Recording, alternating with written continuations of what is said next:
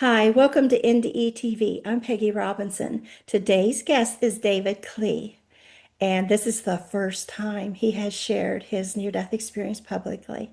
And I'm so excited for you guys to hear him today. Hi, David. Hi. So start wherever you like and take as long as you like, okay?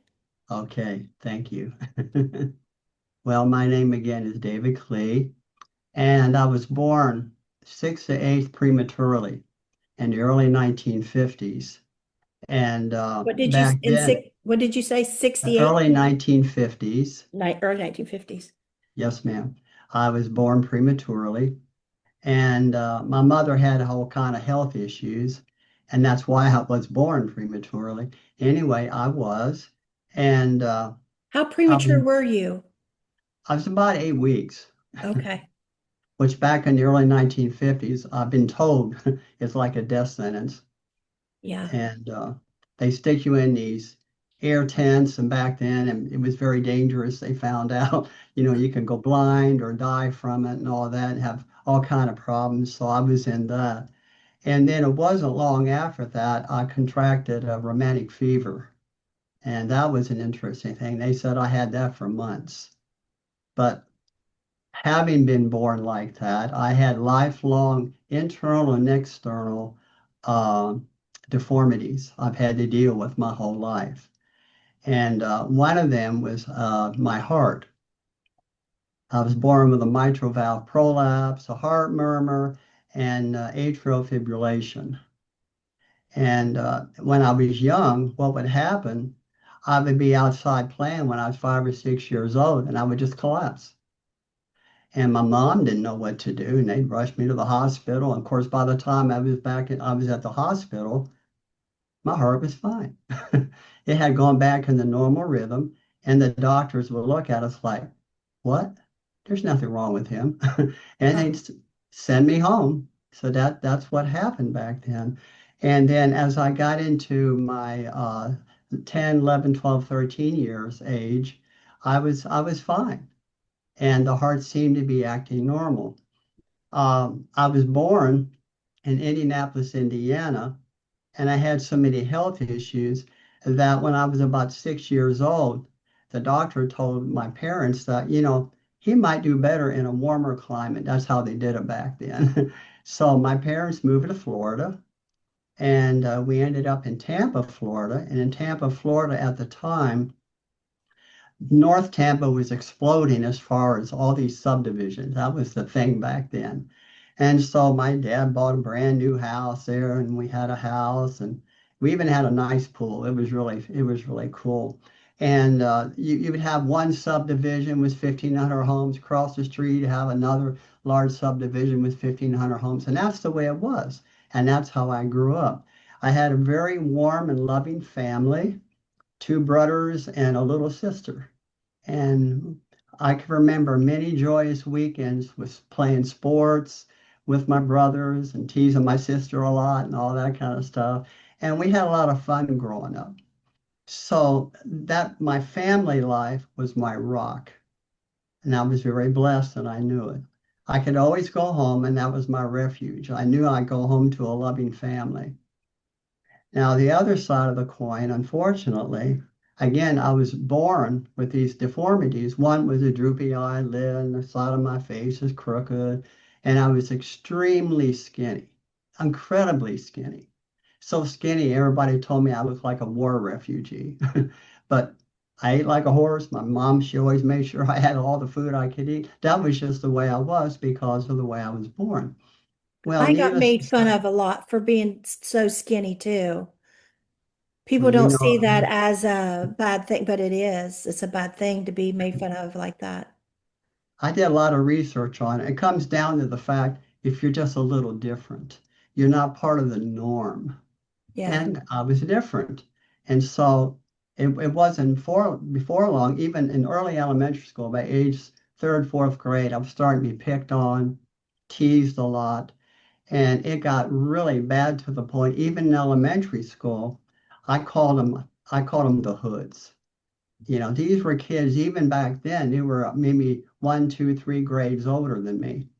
They had flunked so much. And back then, Florida had a policy, they wouldn't promote a student until they academically passed to the next grade. Well, nowadays, in a lot of school systems, they'll pass you because you get so old, they don't want to keep you at that grade level anymore. And so because of your age, they'll pass you up. Oh, So this is why nowadays we have children that can be all the way into high school that are functionally, they can't read. But back then, they just kept them. Well, the downside was these are much older kids.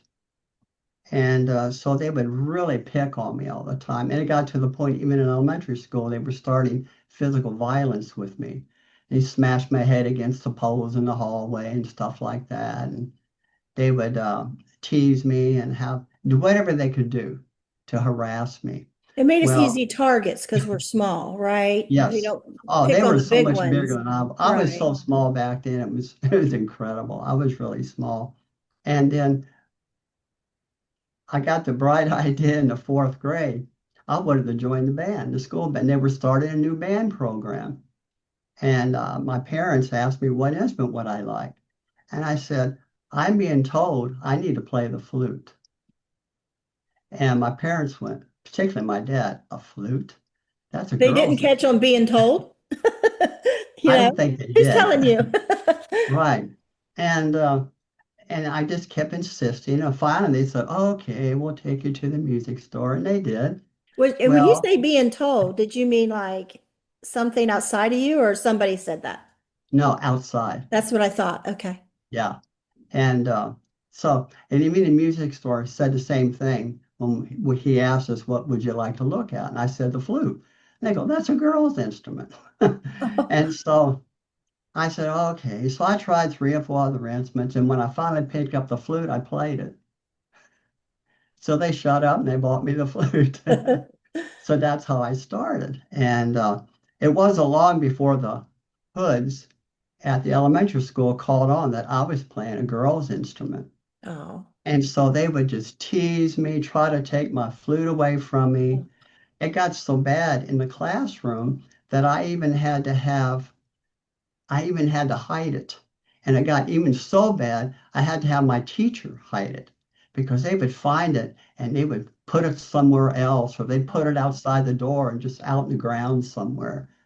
They would try anything like that, just to so-called get my goat. They would do that.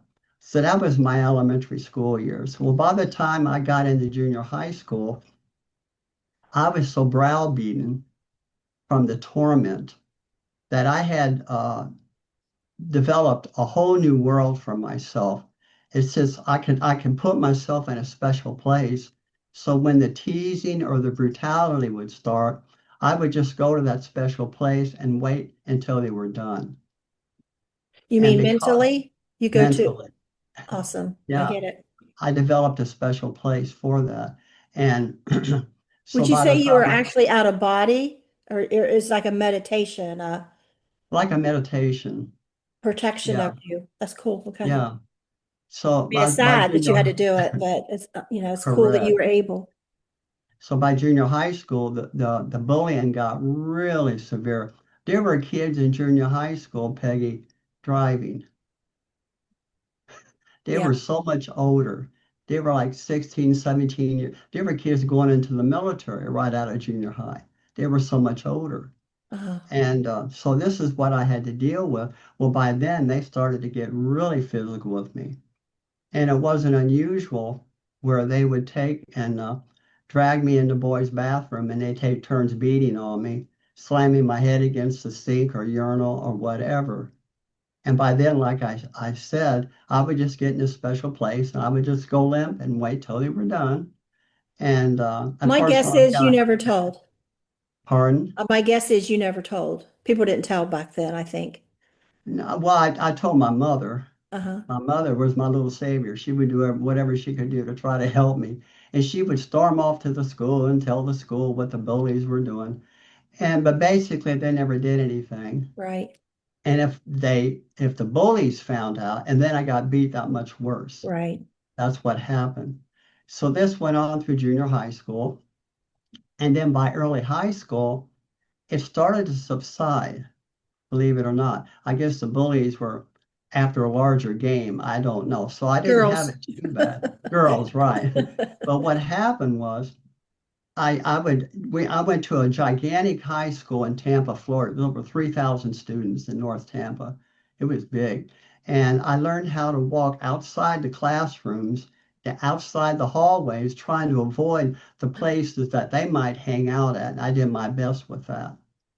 And that's what I had to deal with as far as the bullies. But by then, the damage had been really done. Mhm. I felt totally worthless.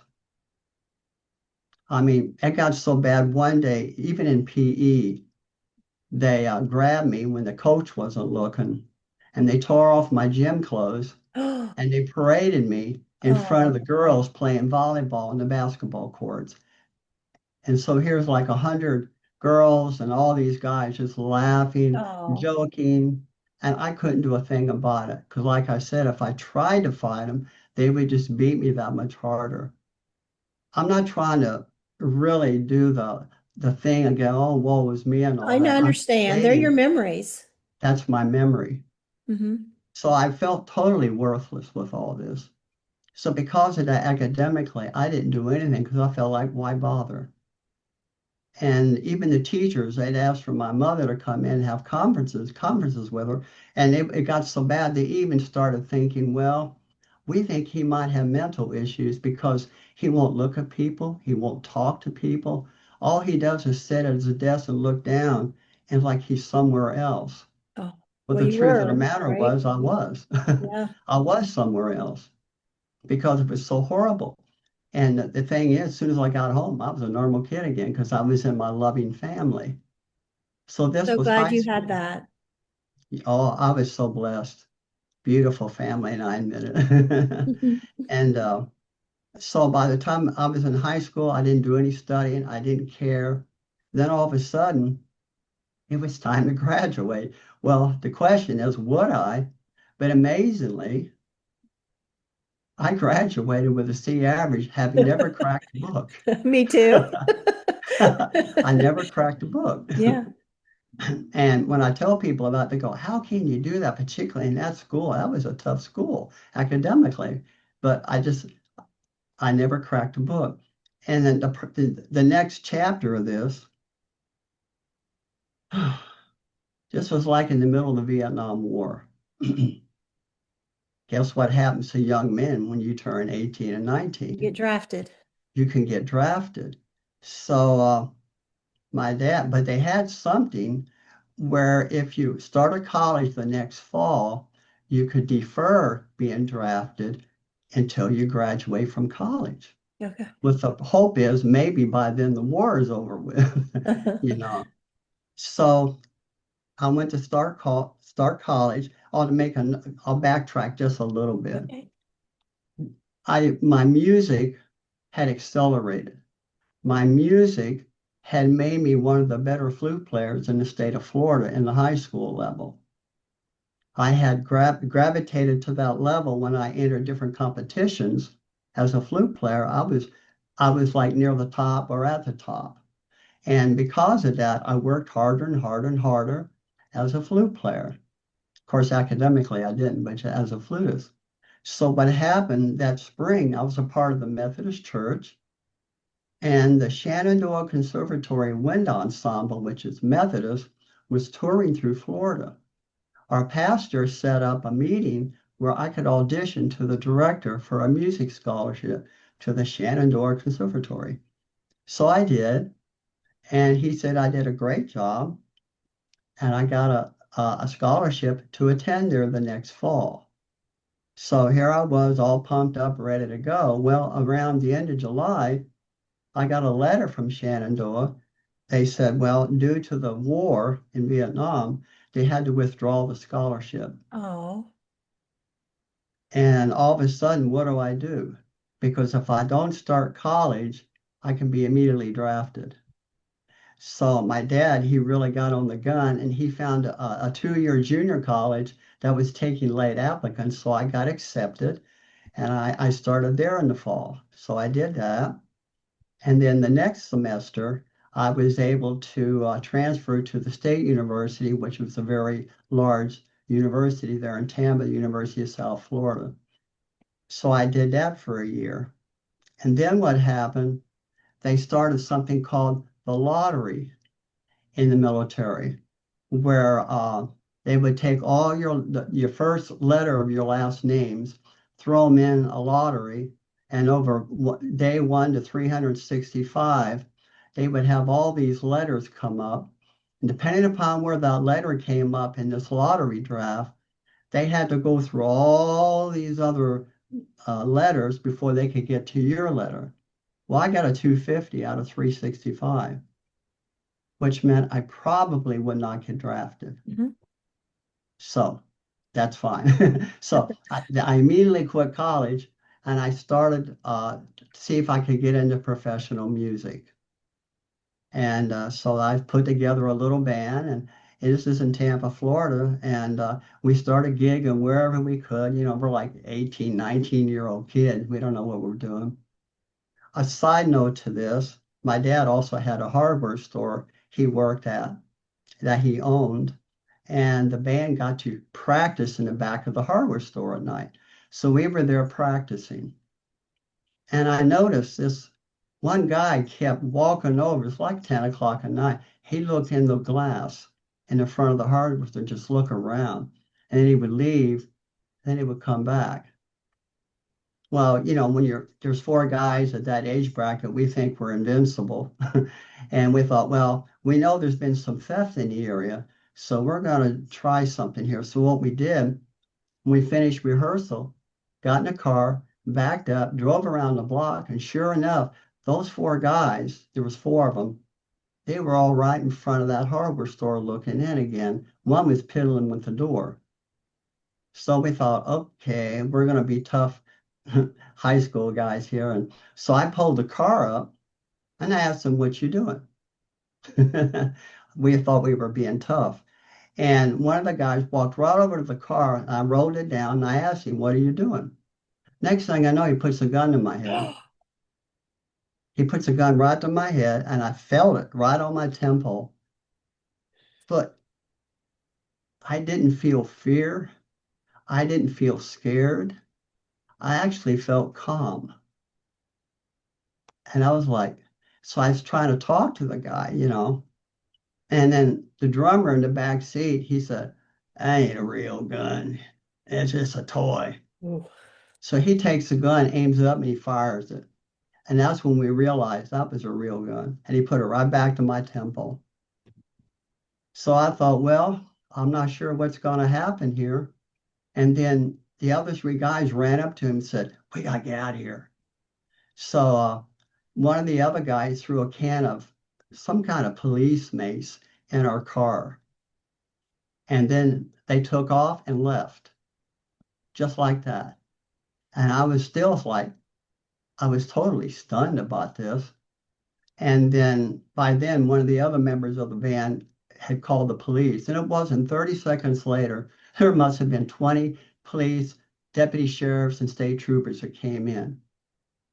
And to make a long story short, they had just robbed a 7-Eleven store about 10 miles down the road, and they had killed the person working there. And then they came up and they were casing the 7-Eleven at the little plaza we were at and the other stores. And the policeman kept saying, we just can't imagine why they didn't kill you. We don't know why with their record. It seems like that calmness you had, because that can de-escalate people. If you're calm, they are calmer. Like if you freak, they freak more. It seems like a natural instinct. But when you're calm, it like Yeah. might have been what saved you. That ability that you had used through high school to survive. It seemed, sounds like. What do you think? I don't know.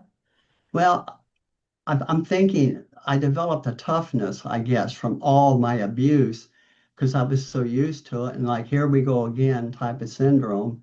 And I'm just kind of calm. You're like you said, calm, I guess. Uh-huh. Yeah. So they eventually caught them. And the guy that had the gun was wanted for murder. So he went to trial and they took care of him. The other three guys, they had petty crimes. So they were given, according to the police department, this is what they told me. They said they were given an option, either join the army, go to Nam, or go to jail. So I don't know what they did. This is what I was told. So anyway, then I'm just trying to move on. And eventually we got into full-time nightclubbing. In the Tampa Bay area, between Tampa, Clearwater, St. Pete, and all that, there were over 350 nightclubs in the 1970s. Some held a piano bar, some had multiple bands. And I think there was only one person in my band even old enough to drink. And but we started playing. We got some of the best clubs, and we did really wild stuff, and we had a ball. We had so much fun; it was incredible. And but then in 1974, we had a recession, and all of a sudden, all the nightclubs they couldn't afford to pay union wages for bands, so they were trying to hire non-union. And so like all of a sudden, well, what are we gonna do? You know, I was newly married to my precious wife and all that. And so then we looked to go on the road to see if we could seek further employment. And eventually we connected with a big management agency out of Connecticut. Before we know it, we were on the road. So we ended up playing around 37 states, uh, cruise ships, Bahamas. Basically, back then, every club had live music, and so we were living like kings, we thought. What kind of And then, music was this? oh, cover tunes, top 40. Okay. Yeah, yeah. Back then, to try to make a living playing original music, you're not going to do Oh, it. okay. Only if you're like a big time star or something like that. But we got to do quite a bit, and then eventually as I kept working through different bands, I was trying to work my way up higher and higher to where I can get into working for different record labels. And then, as I said in the article I sent you, I had an opportunity to audition for Razzie Bailey. And you're thinking, well, that's an interesting name. That was his actual name. He was Hmm. a country artist. Oh, And I'm going to steal a drink here. okay. He was a country artist in between labels. And being in between labels, you got to make a living. So I auditioned and I got accepted, believe it or not, on bass. I used to make my living on bass guitar. Oh, okay. Yeah, electric bass. And so I got accepted. So my wife and I, we moved to Macon, Georgia. That was his home base area. And from there, we either played these two gigantic nightclubs. They would have like, could hold 1,500 people and that kind of stuff. And or we would tour playing these monstrous bluegrass festivals. It sounds so fun. It was when you're that young. I was like Yeah. early mid 20s, and it was fun. And at that level, I got to work with some of the top musicians in the country. Some people they tell me like, well, they're just country, they're not good. At that level, Oh, all musicians are yeah. good. They're incredible. And the neat This thing is like about mid 80s now?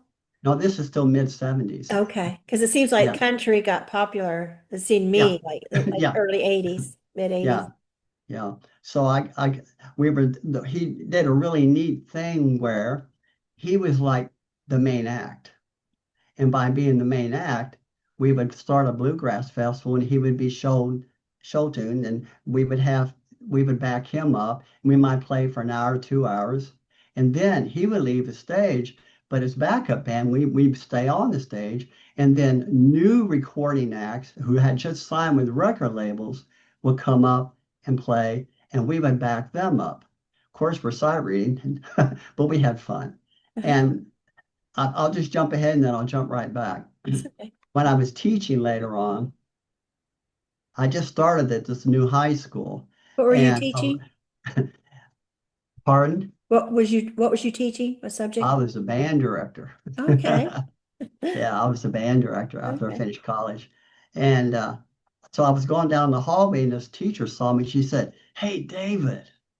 I went, "Huh? Do I know you?" She says, "I know you. You used to work for Razzie Bailey."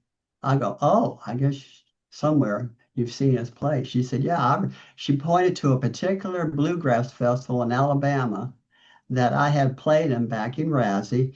And then she said, "You also backed up a bunch of other acts." I go, yeah, we did so many. I don't remember all the names.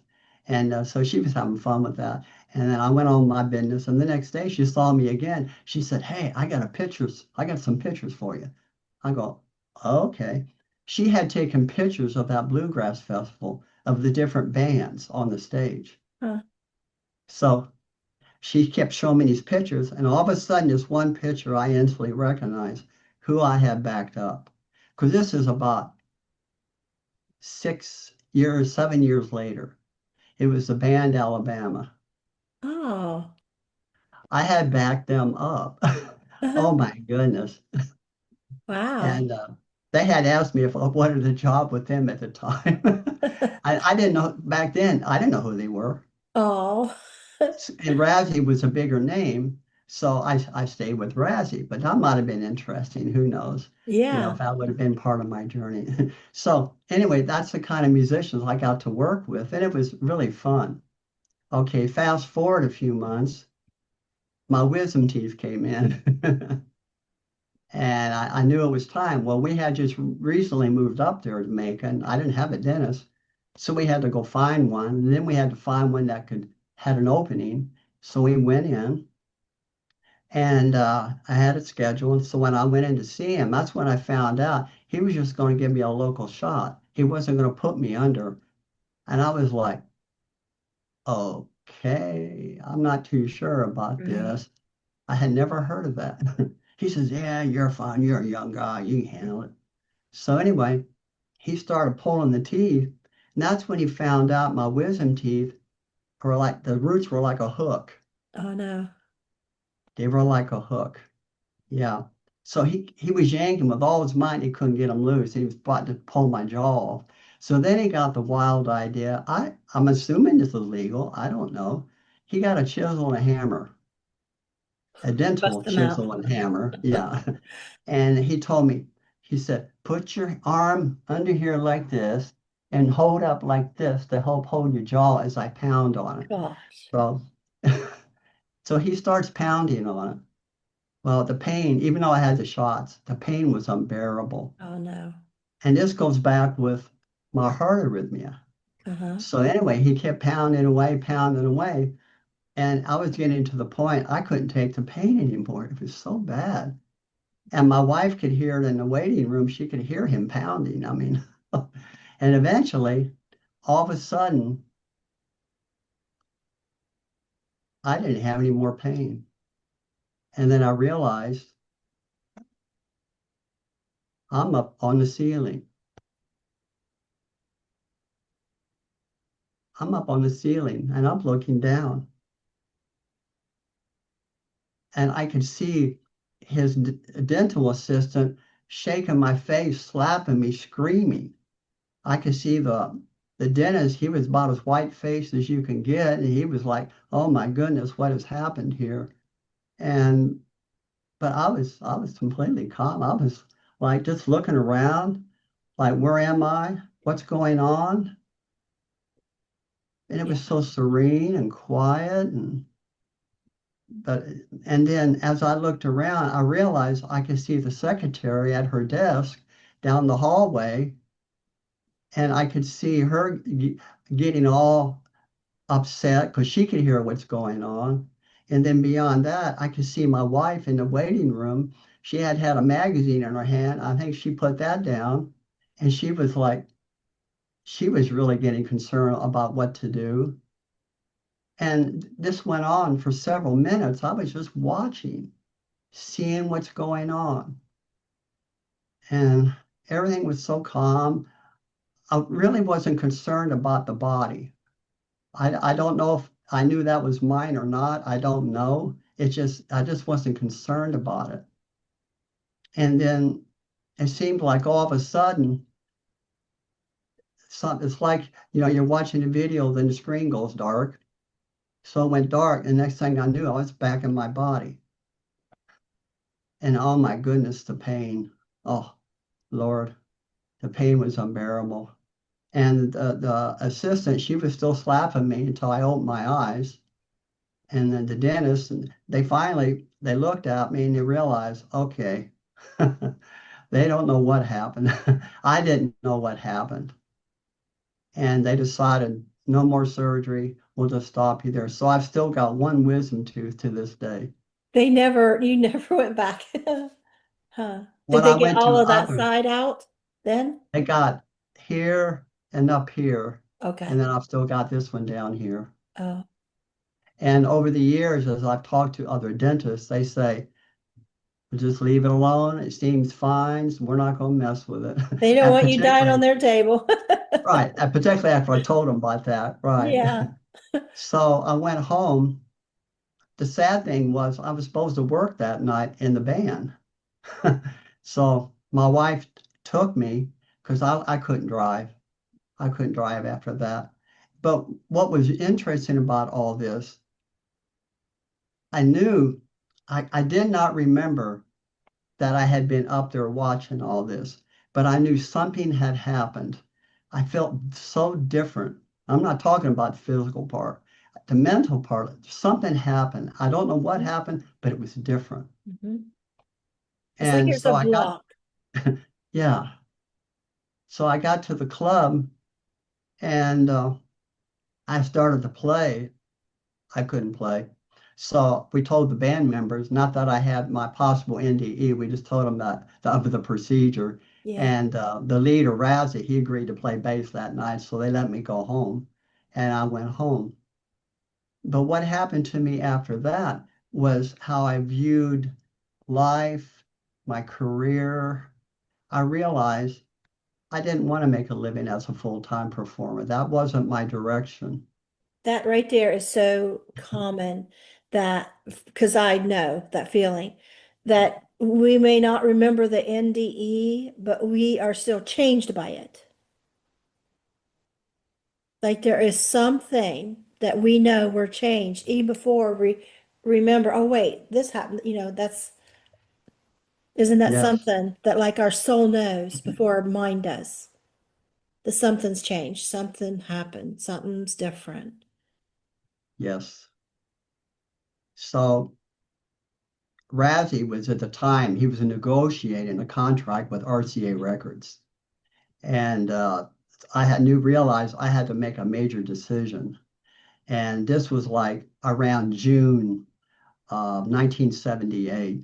Okay. So the that night he come up to me and asked me that he told me that he had just signed with RCA. He wanted to know if I wanted to stay with the band, and he was moving the whole band to Nashville to work with RCA Records. And that's what I told him, no. I couldn't believe I said that. After all I've worked 10 years trying to get to that point and look at the level I'm playing at, but I decided no at that point. So he signed with RCA. I decided to go back to school. So there was a university there in Georgia, in Macon, Georgia, a really nice private university. So I went and auditioned. I auditioned on flute, and I also play sax and bass. And I auditioned for them, and they had a negotiation amongst different people. And they came back to me and said, "Well, we are proud to announce we're going to give you a big fat music scholarship." And I said, "Oh my goodness, thank you." And they said, "And we're going to give you a big academic scholarship." And then that's when I got wiped because I went, my childhood, my growing up, the C average, have never studied. And I told him, I said, I'm really scared about it. I don't think I deserve that. But I'll never forget what they told me. This is something I've learned so neat along my personal journey, that there's all these guides to help you get where you need to be. They wanted And you playing that flute, an internet program. yeah, they told me that we have full faith and confidence that you will rise up to this and you will be just fine. That's what they told me. And I'll never forget that. Well, I was still scared to death. Now you're So, talking guides, like you're hearing this better now. Like you'd heard some, it seemed like before, but after this, which you didn't know it was called NDE, you're a different person and now you're hearing the voice better, right? yes, Okay. yes, ma'am. And so I started school. And I realized, well, the music side was always easy for me. I never had a problem learning the music side. But academically, I better get my act together. So for the first time in my life, I started studying. I had to figure out how to study, how much to study, etc. And apparently it paid off because I made the dean's list every semester on my bachelor's, master's, and doctorate. Doesn't that feel good when you thought you were so stupid? Because I did the same thing. How did I even graduate high school? And I was out of high school 10 years and I was making the dean's list and it was like somebody pinched me. This can't be real. That's right. Yes. So I was very blessed. I was able to do that. Now, while I was working uh, on my undergrad, I still had to make a living to support my family because at the time we were starting to have children. Now, let me ask something. Now, you already had one college degree, right? You had graduated No, college. no. Oh, okay. Because I I thought went for you, what about you, I went for about a year and a half at the University of South Florida. okay. Then I quit Okay. to go into full-time music because I was only making C's at the college. Okay. Okay. Somewhere I thought you said you finished your degree and then got on as the music teacher. Not I missed well, something. that was when I would have talked to you about that lady, the teacher, when she saw me. Eventually, yes, I did get a degree. So I went to Mercer University and I got my bachelor's. I became a band director. And then eventually I went and got my master's. And then eventually I went and got my doctorate. Oh, those is all because of the scholarship you just talked about. Okay. All right. Right. And then through that, I still performed on the side. I was still performing because I still had to make a living to support my family. The school was free, but I had to make a living for my You're right. family.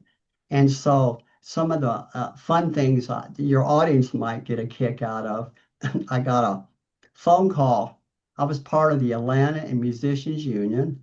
And what happens if you work really hard, you eventually work your way up the ranks where you're on what is called first call.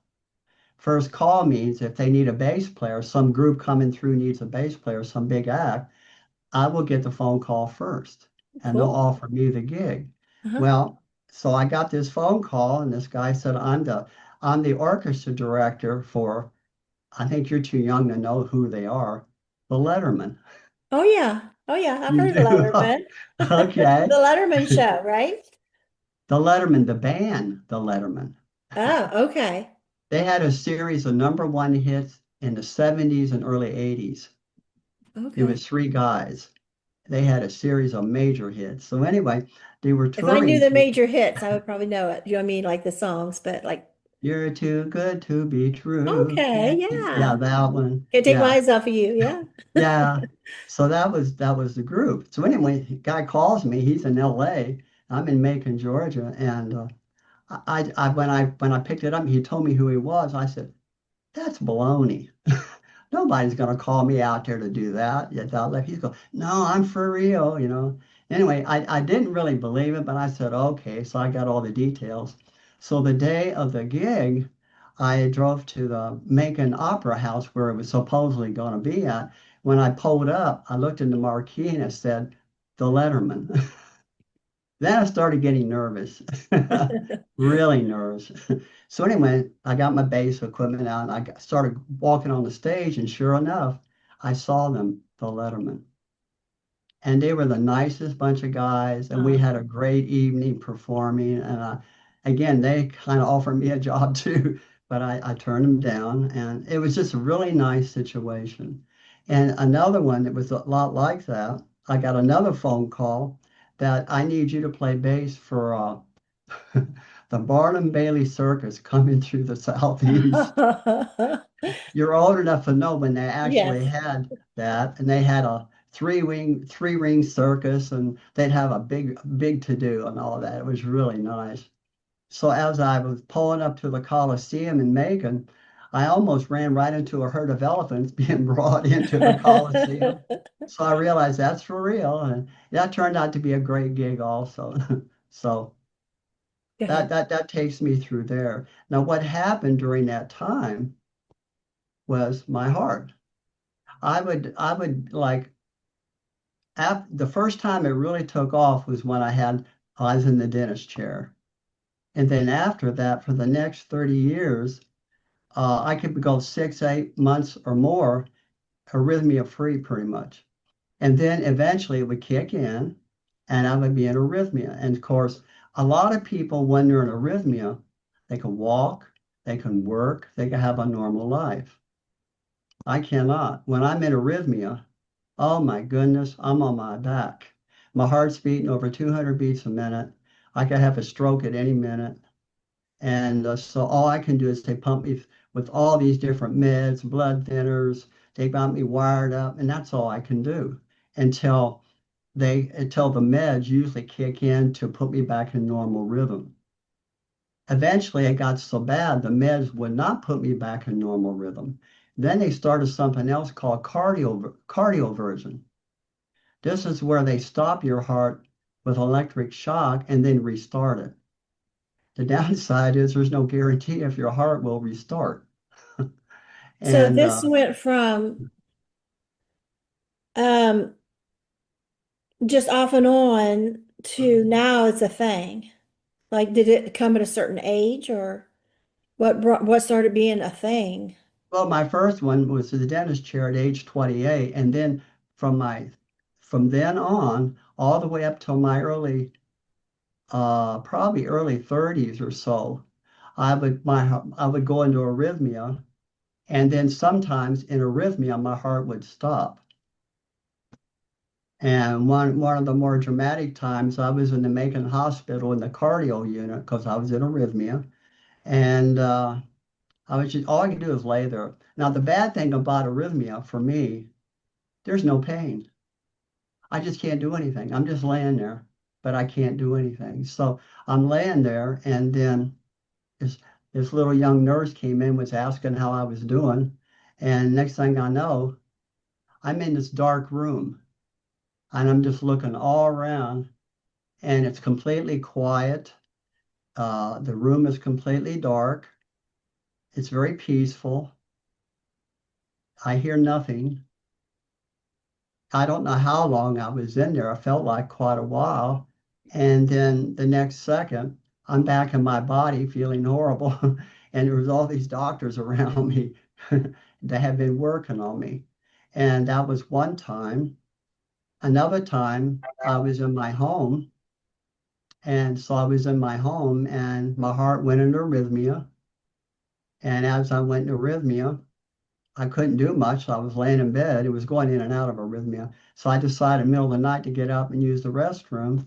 And that's when my heart stopped again. And I just hit the floor hard that time because I was standing. And when it hit the floor hard, it woke my wife right up. And she saw me on the floor, gone. She couldn't find a pulse. So she called the emergency personnel from the fire station. Fortunately, they were only like 2 blocks away. And they came running in, and after 2 or 3 minutes, my heart started back up again. And they said they could not find a pulse. There was nothing there. But again, while I was lying there, I was again in this dark room. Same thing as earlier. Did you always And have some kind of experience, even if it's the dark room, or was there sometimes, okay, this happened and nothing happened? 'Cause, some people say, okay, I was dead this long. I never had an experience. Like I was hit by a car when I was little. I don't remember any experience. I just woke up in the hospital.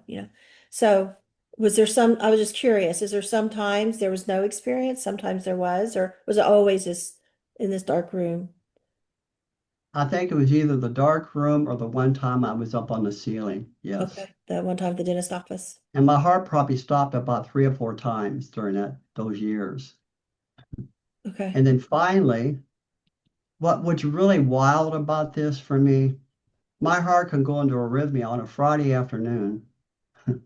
I'm in the cardiac unit at the hospital. Friday night, Saturday they do a cardio version on me. Let's send you home. Monday I'm back at work, and everybody looks at me like, "So what's wrong with you?" And they don't realize how horrible I feel. And I even had burns on my chest from the cardio version where they shocked me. You could see the paddle marks on me from it that they had to do. So Like you're that fine was now, so no reason to keep you, right? I'm sure right. you had they gave you a cardiologist to follow Oh up with. yeah. Yeah. I had a wonderful doctor. He was really cool. What'd he He make was of really good. you? What'd he make of this? I bet it's an interesting case for He him. really wouldn't say my heart stopped because he said basically technically that's impossible. Your heart can't stop and then restart on its own. That's what the cardiologists have been telling me. But it does. But at the time, they could not find a pulse. So the question is out like what was going on? And so finally, the last time I was close to 60 and my heart went, it was fluttering all day long, in and out of arrhythmia. Finally, it went into total arrhythmia again. So I was back in the cardiac unit in the hospital. And my precious wife came in to see me, and oh, bless her heart, she was getting as tired about it this as I was. And so after she left, I was just laying there like, how much more do I have to take? I can't take anymore. So I reached my hands up just like this, and I told him, I can't take this. This is in your hands. I cannot take this anymore. And then by the next day, the arrhythmia was gone. And for the last almost 20 years, I've been arrhythmia free. Had you ever talked to, I assume you mean God. We talked before, you said you're a Christian. Have you ever talked to him like Yes. that before? Oh, yes, all the Okay. time. Okay. When I was a child, I talked to God about why do I have to suffer like this? What's the purpose? I would just be me and him. We would just talk. Why? And somehow it always got better. It always does. So that's pretty much my story. And presently, I'm retired. I'm living in Nebraska to be near my two precious sons and two beautiful granddaughters. And I'm forever blessed. And I got a precious wife. We're going to celebrate July 4th this summer, be our 54th year. Awesome. We both are wearing white sweaters today. Yeah. I just bought this yesterday on clearance, so it's weird. We both wearing the same thing. That's so interesting to how do you feel about that?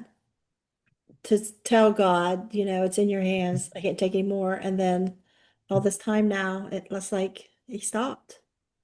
Like he healed you. That's what it seems like. Well, for me, about 20 years ago, I started investigating what is an NDE because finally there was literature out. Back in 1978, if I had told a soul, I would have been locked up, and I know Right. it. But I started investigating, and I feel really drawn to learn more and more as I can. And that's when I started learning, yes, there is this connection. There's a very direct connection, and I realize how close we actually are. It's just simple as I can talk right here and he's right here. I Right. can do that. Don't even have to speed dial. No. Yeah. Are you able to hear answers? I know at one point, I think you said you were told something. I can't remember what it was. Maybe when you was a kid. Something you were told. And I That'll said, be you mean just like the fine. guides thing when you're talking about the Yeah. guides. So They told me I'll be just fine. yeah. Yeah, they told me I'll be just fine. There was a situation I can share about them talking to me when I was playing as I was performing around Georgia. And typically, I got my van loaded, all my equipment, and it's a 2 hour plus drive to the gig, play the gig. It's always till early the next morning. If it's a Saturday night gig, then you have to load it and then you got to drive home. Well, it's about 3:34 in the morning. I was driving in Macon, Georgia, no, south of Macon, Georgia, and you have all the hills and all that, and there's nothing but trees. And I got to this little tiny town. For the first time in my life, I fell asleep while I'm driving. And next thing I know, I had somebody grab my shoulder and jerk me and say, David, wake up. Literally tell me that. Well, I woke up with such a, and then I realized I was by 10 feet from a plate glass window in a big department store. So I slammed on my Wow. brakes. Wow. And then I just sat there saying, thank you so much. That kept me awake going home, I'll say that after that. I've had several situations like that. I had one again where I was driving and we had some bad rains. And again, it's hilly, uphill, downhill, uphill. And all of a sudden, something told me inside, stop. So I hit my brakes, screeched to a stop, and an entire piece of highway, it was about 100 yards, was under about 6 or 8 feet of water. And it had happened because of the flooding rains that had just happened. And I drove it earlier in the day and it hadn't flooded. Same thing. So I've had situations like that my entire life. Yeah. That's why I um, do this show now. I mean, I had other reasons in the beginning. Just, to let other people share like you, and that's just my focus now is like we need to talk about NDEs, not just like, wow, look at me, I had an NDE, but right there, what you're saying, because I think there's a science here that's not discovered. When you're in that realm, and even in the just, I don't want to say just, but the dark and peaceful, and then like when you hear these voices, it seems those of us have an NDE understand this, and people that watch NDEs, I don't know if they're getting that. I don't think they're pulling that out of it, that it's available to them too. Prayer, some might just call it meditation, but I think meditation is like, for me, would be talking to the wall. For prayer, is talking to God. And then to hear his voice, or to hear our guides warn us like that. Like we were talking before we got started, me and my little son Jeremy, he heard me praying. Mhm. Jeremy, stand up, walk out of there. Mhm. And that's what got me thinking, what is this? We need to learn about it. This needs to be a science. Like people need to study because, now all the consciousness studies of science, and I don't pretend to understand it all, but the gist I'm getting is they're understanding we do not die, that our consciousness lives through a scientific proven level. But we can access that realm where we go when we do not live. Mhm. And there's wisdom there. The guides, God, angels, whatever people want to call it, Jesus. There's a no what you call it. It goes by many names, right? And it still is what it is. Like Jesus, I am, I am. It is what it is, and it is wisdom that has our best interest at heart, that knows us completely, knows our whole lifeline. And, all these NDEs seem to be designed just for us at that moment. And if people could start to see that intelligence in these stories, I think they could start to hear that voice in their own life. Because not everybody is going to pay attention when they say something told me, and they go about I would have died, but something told me, and they don't stop and think, what was that something? Mhm. Do you Mhm. have gratitude for that something? Do you want to try and hear that something better? How can you do that? Mhm. That's just my thing, and I don't know if I even put it in words accurately, Mhm. but that's kind of my sweet spot now is because as I've said recently, my husband had cancer, and it got to the point he was terminal, chemo won't cure it, it won't slow it. And so I come out my bedroom alone. My husband's downstairs watching TV, and I was praying. But this time I got angry with God. And in 2 years I just been in fear, and I got angry, like, what the hell? What the? Right. And as I'm ranting, God interrupts me and says, nothing is going to happen to Jim. I heard it. I recognized it. I trusted it. I ran downstairs, turned off the TV, and told my husband. And I'm so in this joy and excited. He knows me that I had nothing but fear. And, Right. I couldn't even express my fear with him anymore because once they told me he was terminal, he's like, I don't want to hear it. I'm right. not going anywhere. I'm going to beat this, I'm like, oh my God, Mhm. how am I going to hold this man as he dies when he's in denial? And he's going to be so scared at the end because he's not prepared. And I came walking through it, so I'm filled with all this joy. So he jumps up, we're hugging, we're rejoicing because he knows me. He knows I'm telling the truth. And the next day, it come to me. I'll just skim through it, but dandelion root. My story is a will of wildflower. And I saw that. I was like, you mean to tell me after my 5-year-old drowning, the will of a wildflower, the name of my memoir, because of that experience after my 5-year-old drowning with wildflower. There's something that wildflower that will cure him. And I knew it. I knew this was, I said out loud, if God isn't speaking to me right now, he never did.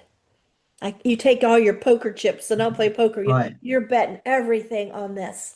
And he right. started that day and it cured him. And now his oncologist finally believes it because, he's off the chemo and he's still got good scans and this was incurable. And Wow. so now he's working with this guy who's been researching dandelion root for years, who he had contacted to thank for this dandelion research. And they're in collaboration with each other now. I keep saying my oncologist, my husband's oncologist is now working to test it at High State University, which is going to take it so much further than Windsor University, Canada has done since 2009. And so it's really exciting time, but I feel like I will never stop bringing this part into it. You can tell people, hey, dandelion root, might cure your cancer Right. because it cured my husband. But I think I will never leave that gratitude out, the part that God told me that was going to happen to him. And I said, but next day, but God, how? How is it going to cure him? And then I seen this post for dandelion root, Mhm. had a picture of a dandelion, one dandelion, and it said dandelion root cures colon cancer by 95% in 48 hours in the lab. I'm like, this is God. This is God speaking to me. And it would be crazy, except for the fact that it worked and it worked very quickly. And so that's why, it just further confirms to me near-death experiences, this land of knowledge out here that is right here, Mhm. right here in the palm of our hand. All we got to do is speak to it and listen and believe. That's my. And so I just love your story because I'm picking it out all through your story, and it seems like when we get older, we look back at our life and we ask those questions like, why did this happen? We have Right. these memories. Why did I get Yeah. picked on so bad? Why did I have to do this? And then it feels like I've said this before, like maybe when we're born, it's like you're given this million piece box of puzzle and it's thrown out into the air. And it's like, now go pick it up, you know? And then Yeah. at the end of our lives, we can see, oh, this piece created that, like you said no to this job. Like, why would you do that? You know, because there's something in your soul that's leading you, not the old you, how you were determined for this or that. And I don't know. I don't know if it make any sense, but Oh, it makes perfect sense. Yeah, it makes perfect sense. Mm. I didn't mean to hijack your story. I just get Oh, really emotional and that just well, touched that's my what this is heart. all about, is sharing this, share it for the world. Yes, because this is the real deal. Yeah. There's so much going on right now that is not real, especially the AI. I mean, it has its place, information. I was able to Right. do research on cancer and stuff and, get answers. But then again, as anybody's worked with AI very much and research, at some point you start teaching AI. Nope, you got that wrong. Oh, you're correct. There's a lot I don't get. But from but yeah, it's the real deal. You're right. Mhm. And I'm so happy that how did you come to find me? I just Googled you. Okay. Had you Yeah, seen my like maybe Anthony Sheen story or that's the first one. Yes. okay. Those are extraordinarily done well. They really are. And that's when I first heard your story. And I went, well, I don't know if she'd even talk to me, but I'll try. Oh, I talk to everybody. Um, Anthony Sheen back in year was it 2017?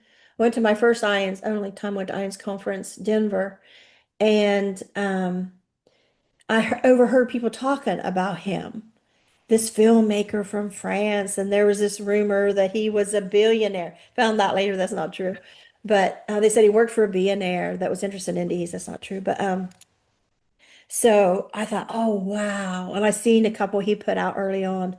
And it was like this fantasy. Oh, I wish I could, that never happened for me. Well, I started my channel and I had this guy Carlos on, and like Carlos hadn't been on anybody before at that point. He's famous now. But Carlos contacted me like a week after his video. I published it. And he says, Peggy, this filmmaker from France is coming and gonna, film me and make this like Anthony Sheen. He's like, yeah. Like Anthony Sheen's watching me. He says Anthony saw my video, me interviewing Carlos, and contacted Carlos. And I'm like, so I just contacted Anthony. It's like, well, here's some other guests I think is really interesting you might like. And we become friends. So, and then he ended up, I always wanted to be on his and I didn't want to ask. So one day he asked me. So I was so excited. But he actually has a film crew come and he's on the laptop asking you questions. You don't come from France anymore. But yeah, he's cool. That was Somebody's on there awesome. bullying me right now on my video. Somebody's bullying me. Oh, And they keep deleting their comments. They say, why they keep deleting me? I'm just saying, I'm simply like, oh, but yeah. But yeah, I'm very happy that he did that video and he does cool. such a good job. And I tell you, Yes. there's something, he's got some guidance. He was a banker before. I remember I saw an interview with him talking about how he was just led to do all this that he's currently doing. Bless his soul. And there's parts in my film that I watch. I'm like, how did he know to pick this picture? It looks just like my son when he was little. How did he? Because I used some B-roll, I guess. And there's different parts where he shows these kids alone that really puts in my thoughts that wasn't said. He's gifted. He's got guidance. I swear he does to do those because there's something Yes. going on there. And he's so humble. But So I'm sorry, is there anything else that you wanted to add or tell what you're doing now or um Well, right now I am retired, but I still perform as much as I can. And where I currently live, there isn't a whole lot professionally. So I keep myself busy. I've contacted two different colleges and I play in their college band just to try to keep my flute chops up. And in return, if they need any help, I'll help work with their flute players or something like that. And I just signed up where I'm working with a professional jazz ensemble and I'm playing bass for them. And that's been challenging because I haven't played bass for several years. So it's good for me. So, and that's what I'm doing. I help my wife with her massive garden she's got started. And then we try to attend as many of the dance recitals or to our two granddaughters. So that's what we're busy with. see, I have another fantasy. I'd love to have a NDE resort and I've had a lot of musicians that are into ears and I would love to have them, be able to invite them, pay for everything and have them come and I think it'd be so cool. I was like, well, even the indie ears, even the musicians are into ears. So just little fantasies I have of ultimate things I would love to do. But as we get older, it's like I have ideas, but I don't have the energy. Yeah, I know that one. I just never seem to have the time, because I'm into so many things. I still have my YouTube channel, so I create that, and that's basically either classical flute or cover tune flutes. I do those. I've got 6 albums out on Spotify and most of the major streaming sites. Some of it's cover tunes, some of it's original smooth jazz. I have that. So all that's keeping me busy right now. If you want to send me any links, I'll put those in the bottom of your description if people want to Okay. keep going. I your can do channel or that. any of those links you just said, anything you want. And Okay, I'll put your email in there because I know other podcasters will want to talk to you too. You're fresh okay. meat. Your new material. I did send you my website. I think my Did website, you? I think I did. Maybe my YouTube channel, I may have done that. Okay, I'll So go back I'll through. check. Yeah, I'll Okay. check. Okay. All right. So if there's anything else though, feel free and I'll just add those links for you. Okay. Is Well, there any thank you. lasting words or ending thing you want to, or I would just like to encourage people to keep listening, have an open mind. There's a wonderful world out there, and when you say world, you mean? physical and spiritual. Yeah. Yep. Yes. Oh shoot, there was something you said earlier I had wrote down that, oh crap, that I wanted to, I thought I would love that quote. Shoot. Um, I don't remember what it was now. I'll go through and I'll be, oh, that's what I wanted to ask him. Because it had something to do with um when you didn't care about your physical body. When I believe it's at the dentist office, you said Mhm. something about you didn't care about the physical body. And I think for me, as getting older and we start to lose our physical attractiveness. Tell me about that one. I know that one. And it's something that I have to keep reminding myself is it's not about the physical body. Right, And it's not going to be where we're getting closer to, where we're going, doesn't include a physical body.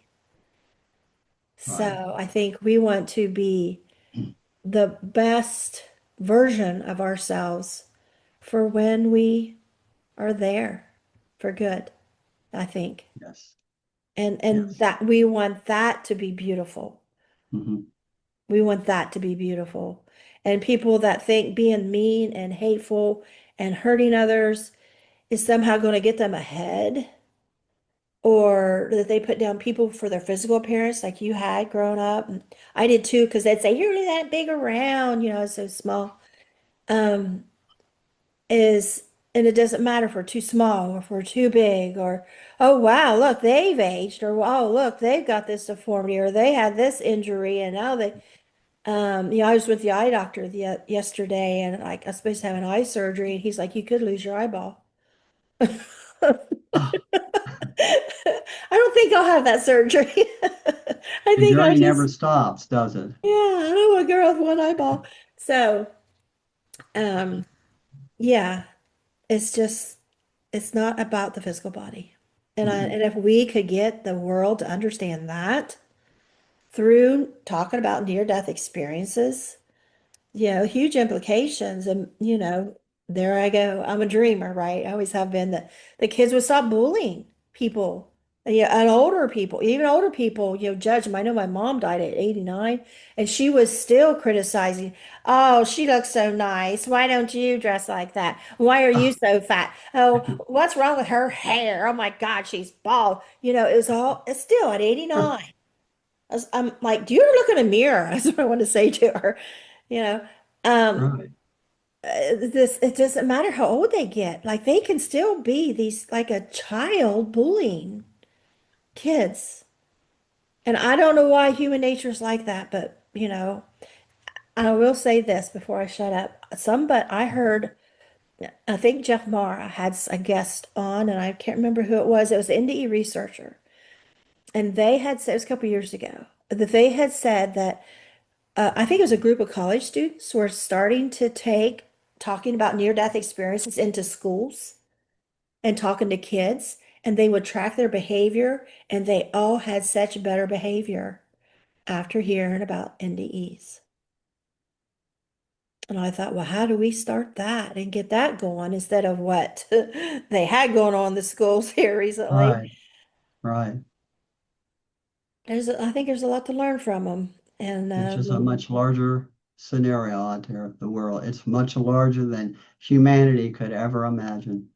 And Yes. we see on the news these little kids committing suicide because of bullying. Oh, yes. Yes. And, I know of a college student that committed suicide because his family was real religious. They were in our church and they got in trouble for marijuana. This is like 20 years ago. And just that, they were so, guilt-ridden, this big Catholic family because he had gotten in trouble for marijuana at a high university that he Oh, killed himself. And people just, you and I, that bullying never gets easier. It never gets, but I understand what you were talking about when you were just, the teacher says you just look down. It's like you're not even there, and they assumed you had some kind of learning disability. Like you weren't paying right. attention, but you're safeguarding. And I get you on so many levels. So I appreciate this. I enjoyed you so much today. Well, thank you for having me. And I will get this ready and send out to you later today. Well, thank you very much. Bye-bye. Bye-bye.